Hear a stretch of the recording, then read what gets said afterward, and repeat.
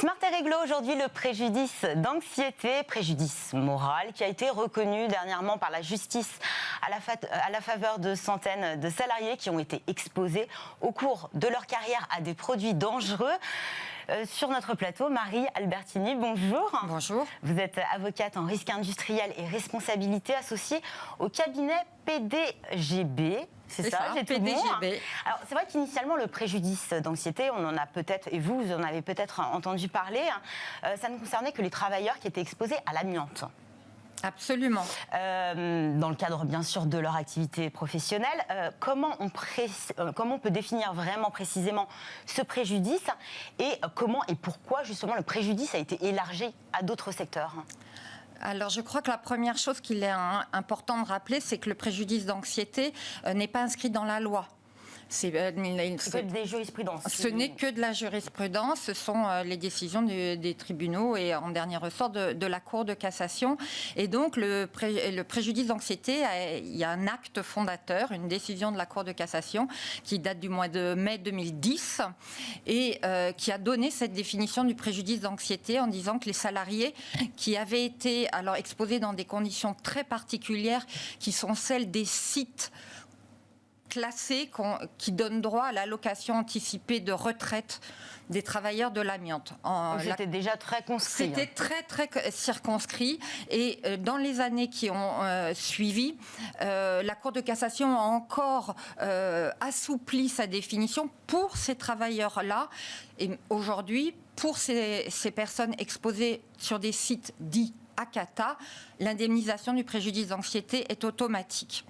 Pendant le même temps, elle avait refusé à toute autre personne, à tout autre salarié dans d'autres secteurs. Il y avait eu des tentatives quand même. Il y avait eu beaucoup de tentatives et elle avait toujours fermé la porte jusqu'à un revirement de jurisprudence. Donc en 2019, en avril 2019, la Cour de cassation a complètement changé sa position en disant que tout salarié exposé à l'amiante, mais pas forcément donc dans un site classé ACATA, donc ça ouvrait beaucoup plus de personnes. Tout salarié exposé à l'amiante générant un risque... Une angoisse aussi. Voilà, alors un risque élevé de contracter une pathologie grave. Chaque mot compte, puisqu'en fait ce sont des conditions posées par la Cour de cassation. Mais le risque, il est évalué par la médecine du travail ? Alors le risque, il est évalué, c'est une très bonne question, on ne sait pas vraiment. Et c'est une des interrogations que pose cette jurisprudence, parce que qu'est-ce qu'un risque élevé ? Et qu'est-ce qu'une pathologie grave ? Alors, il est clair que pour les cancers, par exemple, et ceux encore plus qui sont répertoriés comme étant susceptibles d'être des maladies professionnelles, le débat ne fait pas de doute. Mais pour beaucoup d'autres pathologies, c'est une question. Et ensuite, presque troisième définition donnée par la Cour de cassation très récemment l'an dernier, donc en 2020, la Cour de cassation a ouvert le préjudice d'anxiété à toute personne exposée à une substance nocive ou toxique. Donc là encore, ça ouvre un champ énorme. Et comment définit-on une substance ? On n'a pas forcément du recul sur toutes les substances. Absolument. On ne sait pas s'il y a des dommages à long terme. Tout à fait. Et ce qui a caractérisé au départ le préjudice d'anxiété, c'est qu'il a été créé pour les salariés exposés à l'amiante, qui sont des pathologies qui ont un temps de latence très long. C'est-à-dire que c'était des personnes qui des gens qui sont retraités peut-être aujourd'hui. Très souvent retraités, c'est-à-dire qui avaient été exposés dans les années 70 avec des pathologies qui se révèlent 30 ans plus tard. Et là récemment, on a eu 3 décisions presque coup sur coup, plusieurs, en plus des secteurs assez différents, des décisions récentes rendues en faveur des salariés d'EDF, de Renault Trucks, des mineurs de Lorraine. Où est-ce qu'on en est de cette indemnisation ? Alors effectivement, ces 3 décisions sont intéressantes à divers titres. Alors, celle des mineurs de Lorraine, c'est la suite logique de l'arrêt d'avril 2019, puisque c'est en cassation de cet arrêt que ça a été jugé que les mineurs de Lorraine avaient effectivement droit à une indemnisation. Le jugement, puisque c'est un jugement qui a été rendu pour les salariés de Renault Trucks, est très intéressant, parce que c'est des salariés qui ont été exposés à l'amiante, mais pas dans un site à cata. Donc, ils devaient faire la preuve de leur préjudice, de leur anxiété, etc. Et le jugement a rejeté 2/3 des demandes en disant que ce n'était pas établi, que les salariés n'avaient pas prouvé. Et pour ceux pour lesquels elle a accordé une indemnisation, elle a modulé son indemnisation en fonction de ce qu'elle estimait avoir reçu comme preuve de l'anxiété. À la différence de ce qu'a fait la juridiction pour les salariés d'EDF, les salariés d'EDF ont reçu tous 10 000 €. Une indemnisation, alors qu'elle doit être adaptée à chaque personne, la même pour tout le monde. Et c'est aussi un point qui pose encore difficulté. Donc aujourd'hui, on a un peu des grandes lignes, mais on a encore beaucoup d'incertitudes. Et dans les critères exacts, on doit passer quoi, des visites médicales? Est-ce que le CHSCT a un rôle à jouer dans ces demandes? Alors, Parce que ça reste un préjudice moral en plus. Donc j'imagine qu'il y a quand même... Ce sont des personnes en bonne santé. Voilà. C'est très important. D'ailleurs, dans tous les jugements qui ont été rendus récemment, aucun des salariés n'était malade. Absolument. Ils sont tous en bonne santé quand ils demandent une indemnisation pour ce préjudice d'anxiété, donc qui est la crainte de tomber malade.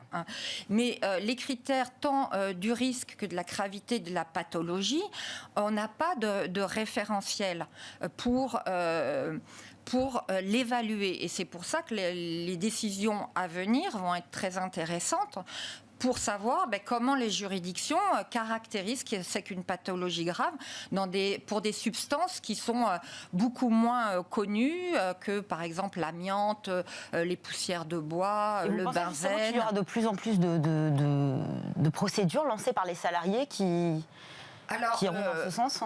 Curieusement, je dirais... Après le grand arrêt d'avril 2019, on pensait qu'il y aurait une vague. On pensait qu'il y aurait une vague de demandes et en fait, pas du tout. Il y a quand même relativement peu de demandes et ça vient, je pense, du fait que les conditions qui ont quand même été posées sont un peu strictes, effectivement, et je pense quand même que c'est une bonne chose. Et d'autre part, il y a un délai pour pouvoir faire cette action, pour être indemnisé, qui est de 2 ans. 2 ans à partir de la connaissance qu'on a été exposé à un risque. Donc, ça se fait soit... Plus la procédure qui est longue, donc finalement on est sur des temps très très longs. Mais le délai pour agir est quand même relativement court. Donc, c'est ce qui explique qu'aujourd'hui on a encore assez peu de demandes, mais qu'il est possible qu'on en ait plus dans un avenir proche, et ce qui ne veut pas dire qu'elles seront toutes admises. Parce que bien évidemment, les entreprises peuvent se défendre. Elles peuvent se défendre, mais aussi, ce qu'on voit, ce sont ces entreprises qui sont mises face à leurs obligations, notamment de sécurité, celle d'assurer la sécurité de leurs salariés. Comment elles peuvent se défendre ? Tout à fait. Alors, c'est un grand principe du Code du travail. L'employeur est responsable de la sécurité, de la santé, non seulement physique, mais aussi morale, de ses salariés. Et alors que par exemple, pour la première catégorie de salariés dont on a parlé tout à l'heure, ceux qui sont sur des sites à cata, l'indemnisation est automatique. Pour tous les autres, l'entreprise peut démontrer qu'elle a pris les mesures de prévention, à la fois collectives et individuelles, pour assurer la sécurité et la santé de ses salariés. Donc ça se prouve par des rapports de CHSCT, des PV de CHSCT, des mesures d'exposition. Quand il y a des produits, certain nombre de produits dangereux, on doit mesurer régulièrement les expositions. Donc si ces expositions sont dans la norme, c'est un bon point évidemment pour l'entreprise. Il y a évidemment le rôle du médecin du travail.